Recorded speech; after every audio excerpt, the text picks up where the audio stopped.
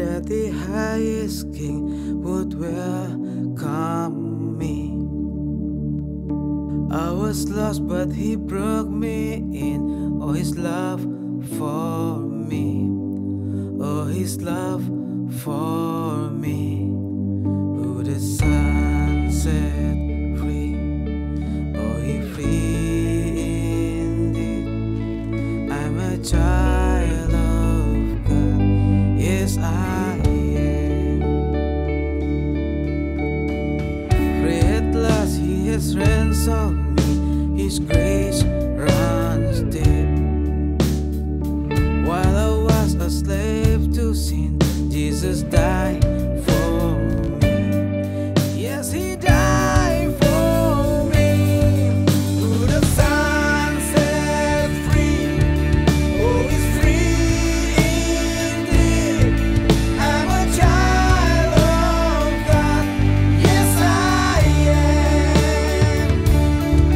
In my Father's house, there's a place for me. I'm a child of God. Yes, I am. I am chosen, not forsaken. I am who you say I am. You are for me, not against me. I am who you say I am.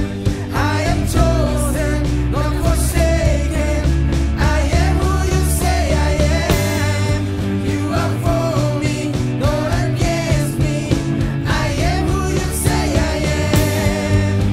I am who you say I am. Who the Son set free. Oh, he's free indeed. I'm a child of God. Yes, I am. In my Father's house, there's a place for me. I'm a child of God. Yes, I am. In my Father's house, there's a place for me. I'm a child of God. Yes, I am.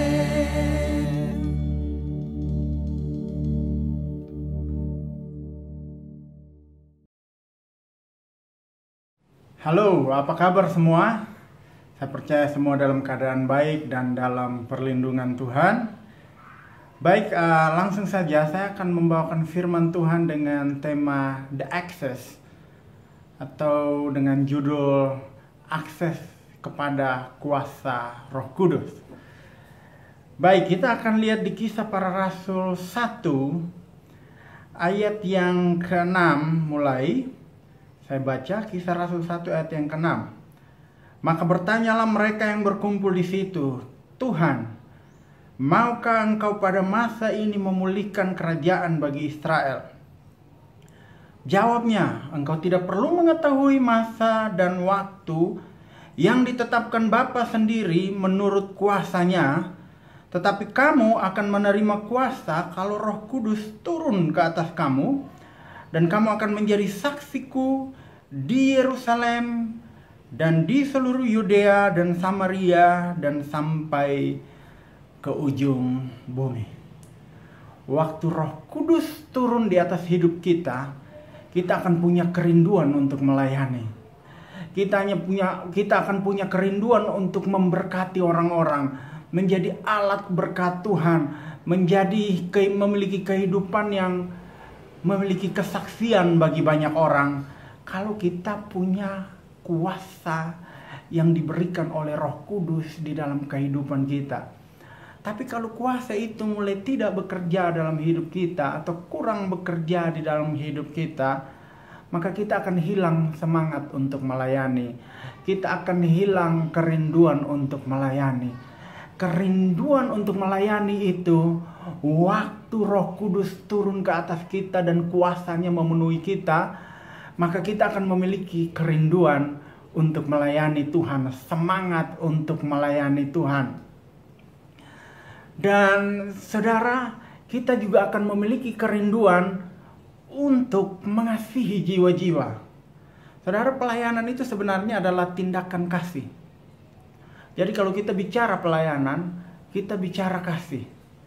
Artinya, kita berbuat segala sesuatu itu didasari oleh kasih. Saudara, waktu Tuhan Yesus mau membuat mujizat, yang timbul pertama di dalam hatinya sebelum dia melakukan mujizat, Alkitab berkata bahwa hatinya berbelas kasihan kepada orang banyak, kepada orang tertentu.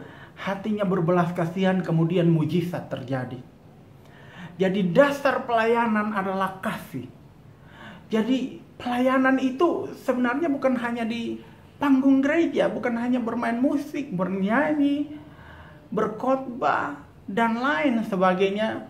Semua kegiatan di dalam gereja, tapi pelayanan itu waktu kita bisa menunjukkan kasih kepada tetangga kita bisa menunjukkan kasih kepada orang di tempat kerja kita, itu pelayanan. Dasar dari pelayanan adalah kasih. Kita baru bisa menolong orang-orang kalau kita memiliki hati kasih. Amin. Mujizat baru bisa terjadi bagi kehidupan banyak orang kalau hati kita memiliki kasih kepada orang-orang. Jadi seperti saya katakan tadi bahwa dasar pelayanan kasih. Dasar pelayanan bukan untuk cari popularitas. Dasar pelayanan bukan untuk bangun kerajaan kita supaya kita terkenal, supaya kita dihargai orang, supaya kita mendapatkan banyak uang. Itu bukan dasar pelayanan. Dasar pelayanan adalah kasih. Kalau Roh Kudus turun di dalam kehidupan kita, kuasanya memenuhi kita, maka kita akan memiliki hati yang mau mengasihi orang-orang. Hati yang pengen melihat orang-orang diselamatkan, orang-orang mengalami mujizat di dalam pergumulan kehidupannya, kalau kita dipenuhi Roh Kudus. Hal berikut, kalau engkau dipenuhi Roh Kudus, maka engkau akan memiliki keinginan untuk hidup kudus. Kalau tidak ada keinginan di dalam hatimu untuk hidup sesuai kehendak Tuhan, maka engkau butuh Roh Kudus. Karena Roh Kudus itu roh penolong yang akan menolong engkau, yang akan membuat hatimu bisa mengasihi Tuhan, bisa mengikuti kehendak Tuhan, punya kerinduan untuk taat Tuhan. Kalau Roh Kudus turun, saudara, pelayanan terbaik daripada kita adalah kehidupan kita yang memuliakan Tuhan. Kehidupan kita yang sesuai dengan kehendak Tuhan, sesuai dengan kebenaran Tuhan. Itu pelayanan terbaik kita. Kehidupan kita, tindakan kita, itu adalah pelayanan terbaik kita. Gaya hidup kita itu adalah pelayanan kita. Jadi kalau kita hidup di dalam kekudusan, kehidupan kita akan menjadi kesaksian atau menjadi khotbah yang bisa membawa banyak orang kepada Tuhan. Percuma kita berkhotbah, percuma kita melayani orang lain menghargai kita luar biasa, tapi kita tidak memiliki kekudusan Tuhan dalam kehidupan kita. Roh Kudus datang, dia akan mengerjakan kekudusan di dalam kehidupan kita. Karena Roh Kudus adalah kudus dan dia akan membawa kita kepada kebenaran Allah dan kepada kekudusan Allah. Saudara, kalau tidak ada keinginan untuk hidup kudus, Roh Kudus akan tolong. Kalau saudara tidak ada kemampuan untuk hidup kudus, Roh Kudus akan tolong karena dia roh penolong. Dan dia akan menolong engkau supaya engkau berkemenangan di dalam melakukan kehendak Tuhan. Berapa banyak orang yang merasa lemah, saya tidak bisa hidup kudus, saya tidak bisa hidup sesuai kehendak Tuhan. You need the Holy Spirit. Engkau butuh Roh Kudus dan engkau akan melihat kuasa itu bekerja dengan penuh dalam hidupmu. Dan engkau mulai punya kerinduan untuk hidup kudus. Dan Tuhan memberi engkau kekuatan untuk engkau hidup sesuai kehendaknya. Amin. Luar biasa kalau Roh Kudus memenuhi kita. Kita akan mulai membenci dosa. Kita akan mulai mau hidup sesuai kehendak Tuhan. Kita mulai mencari Tuhan dengan segenap hati kita.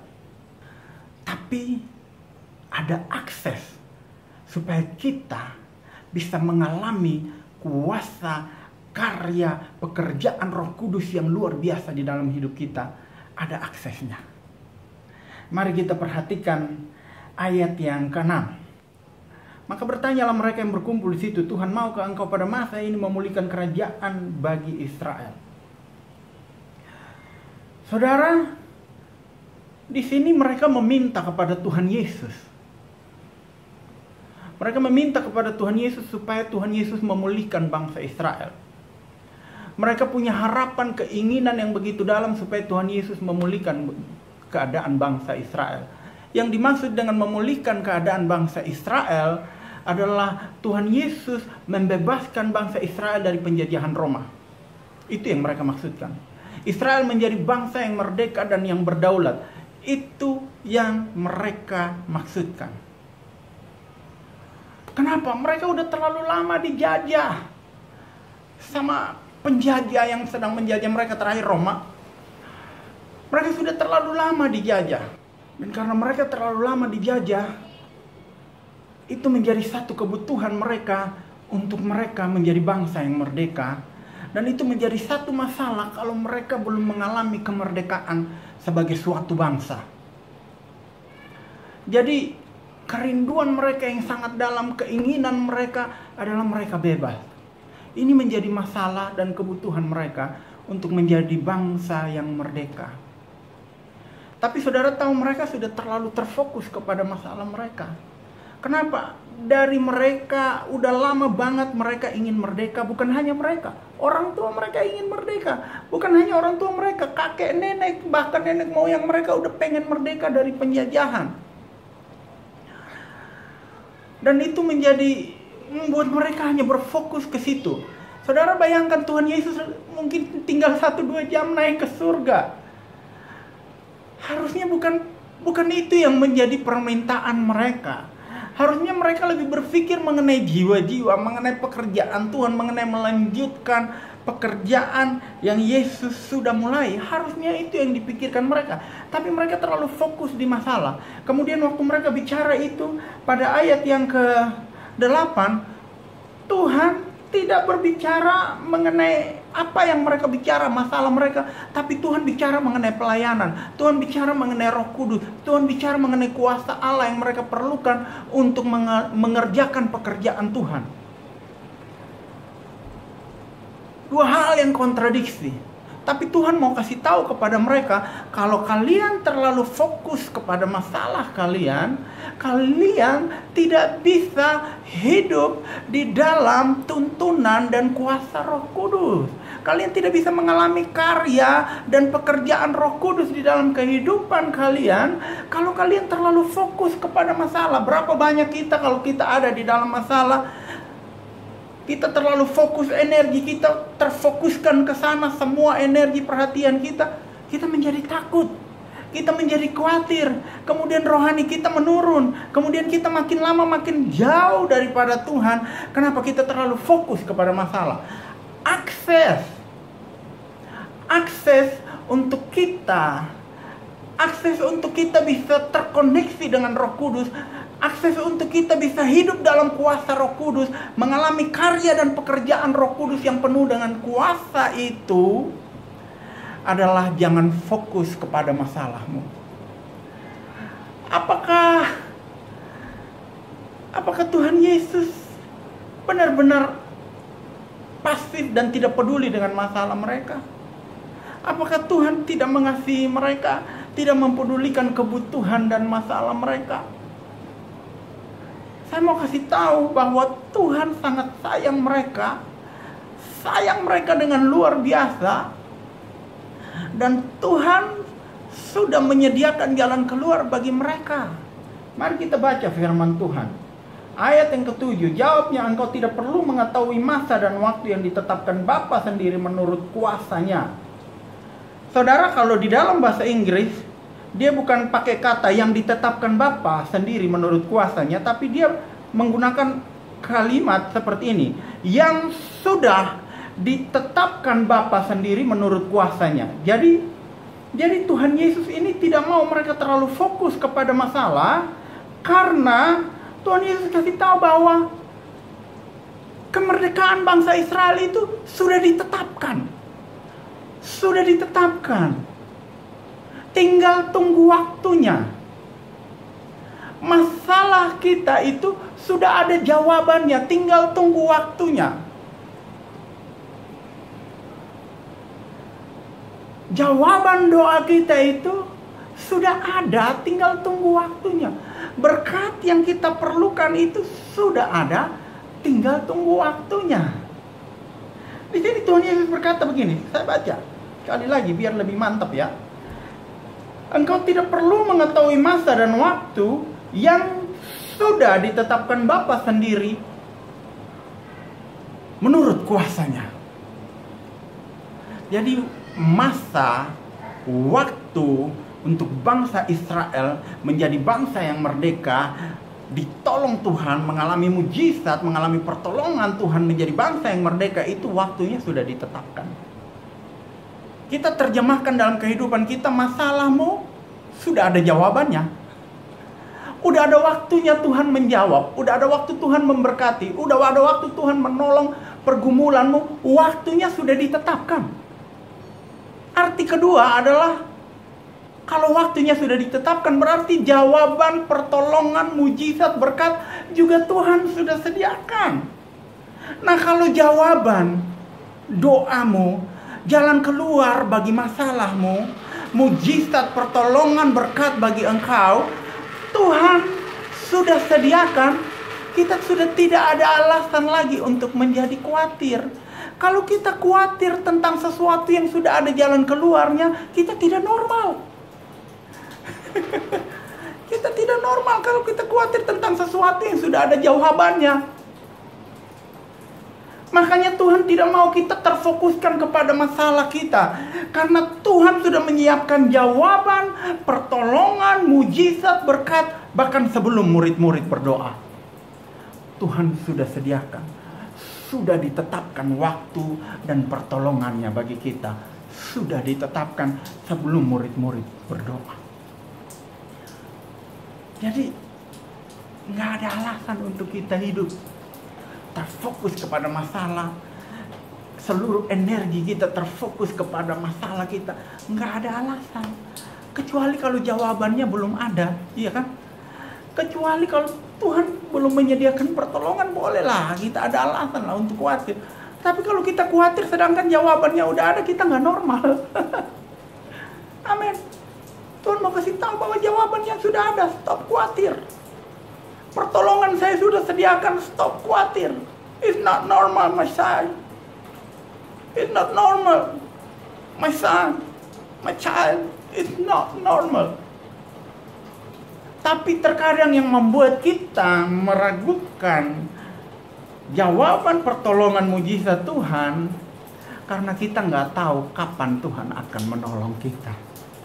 Dan Tuhan mau kasih tahu bahwa kamu nggak akan tahu. Kalau di terjemahan dari bahasa Inggris, terjemahan tertentu dari bahasa Inggris dia bilang, engkau tidak diizinkan untuk tahu kapan waktu aku menolong engkau. Saudara, kalau saudara tidak diizinkan untuk tahu, jangan paksa diri tahu. Saudara bisa gila, saudara bisa stres, saudara bisa kecewa, saudara bisa putus asa. Kedua, kalau saudara sudah tidak tahu, sudah tidak diizinkan untuk tahu kapan Tuhan memberkati engkau, menjawab engkau, memberkati engkau berlimpah-limpah. Kalau tidak tahu, jangan bertindak seolah-olah engkau udah tahu waktu Tuhan itu. Karena engkau bertindak walaupun tindakanmu benar, di waktu yang salah, hasilnya salah. Apa yang harus kita lakukan? Kita menunggu waktu Tuhan. Kita belajar percaya dan tidak ragu kepada Tuhan. Firman Allah berkata dalam Galatia 6 ayat 9, barang siapa yang tidak menjadi lemah, dia akan menuai. Ada terjemahan lain katakan, barang siapa yang tidak menyerah, dia akan menuai. Kita menunggu dan tidak menjadi lemah, tidak menjadi menyerah, tetap menunggu, tetap percaya, tetap berdoa, kita akan menuai. Just pray, give it to God, and go to sleep. Come on, pray, give it to God, go to sleep. Saudara, kalau kita udah berdoa, saudara nggak perlu ragu. Firman Allah menjamin doa orang benar besar kuasanya. Itu jaminan firman bahwa doa orang benar, jika dengan yakin didoakan, besar kuasanya, kuasa yang akan mendatangkan mujizat dalam kehidupan kita. Jaminan kedua adalah waktu kita sudah berdoa, Tuhan berkata bahwa telinganya tidak kurang tajam untuk mendengar. Saya mau kasih tahu, Tuhan tidak punya masalah pendengaran. Waktu engkau berdoa, Tuhan langsung dengar. Dia maha kuasa, dia maha tahu. Saudara, waktu Daniel berpuasa dan berdoa, dan jawabannya datang terlambat, Tuhan bilang, Daniel, hari pertama engkau berdoa, aku sudah mendengar. Saudara, kita tinggal menunggu waktu Tuhan. Waktu Tuhan terkadang cepat, seringnya lama, tapi selalu tepat. Kita rasa lama, tapi selalu tepat. Tapi yang saya mau tekankan, hari pertama Daniel berdoa, Tuhan sudah dengar. Hari pertama engkau berdoa, Tuhan sudah dengar. Dia tidak ada masalah dengan pendengaran. Amin. Tak usah fokus di masalah. Akses kita kepada Roh Kudus adalah waktu kita berhenti fokus kepada masalah. Kenapa kita nggak perlu fokus kepada masalah? Karena jalan keluar sudah Tuhan sediakan bahkan sebelum kita berdoa. Kita berdoa ini hanya sebagai tanda bahwa kita mau berserah, kita mau bersandar kepada Tuhan, dan itu menyenangkan hati Tuhan. Tuhan berkata, terkutuklah orang yang mengandalkan kekuatannya sendiri. Masa pandemi ini adalah masa terbaik untuk kita belajar bergantung, berserah, bersandar kepada Tuhan. Siapa yang bisa tolong kita? Semua sudah tidak jelas saat ini. Tapi kalau kita bersandar kepada Tuhan, itu yang Tuhan mau. Tuhan mau kita belajar bersandar kepada Dia. Firman Allah berkata lagi bahwa barang siapa yang mengetuk, pintu dibukakan. Barang siapa yang berseru, dia akan didengar. Ketuk, cari, minta, maka akan diberikan. Saudara, berkat Tuhan sudah sediakan, tapi Tuhan perlu engkau mengetuk, maka itu akan diberikan kepadamu. Sekali lagi, akses untuk kita mengalami kuasa Tuhan di dalam kehidupan kita, kuasa yang membuat kita bisa hidup benar, bisa hidup kudus, kita bisa melayani Tuhan dengan kuasa, dengan urapan, dengan mujizat. Kehidupan kita menjadi berdampak. Aksesnya adalah jangan fokus kepada masalah. Itu aksesnya. Kalau engkau tidak fokus kepada masalahmu, engkau akan mengalami kuasa Roh Kudus yang mulai bekerja dalam hidupmu. Kuasa yang tidak terbatas itu akan mulai berkarya dan bekerja di dalam kehidupanmu. Itu saja khotbah hari ini. Milikilah akses kepada kuasa Roh Kudus. Karena Roh Kudus diberikan sebagai penolong bagi kita, yang berjalan di samping kita, yang siap sedia menolong kita, yang siap sedia menyatakan kuasa dan mujizatnya bagi kita. Oke, baik. Ini saja khotbah hari ini. Saya percaya akan memberkati dan sudah memberkati kita semua. Kita akan menyembah Tuhan bersama-sama dengan tim dari Lighthouse. Tuhan berkati kita semua.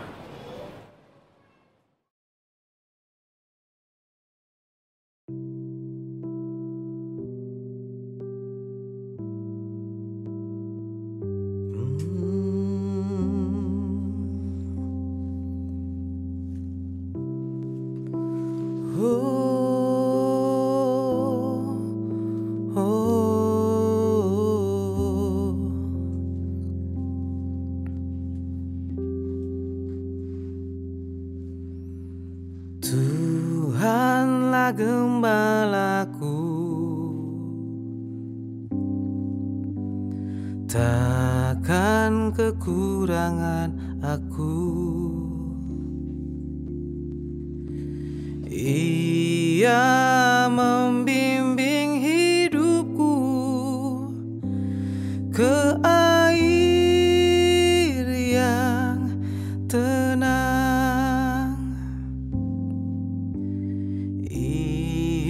segarkan jiwaku. Ia menuntun langkahku, membawaku ke air yang tenang. Oleh karena namanya, sekalipun aku berjalan dalam lembah kekelaman, aku tidak takut bahaya, sebab Engkau besertaku.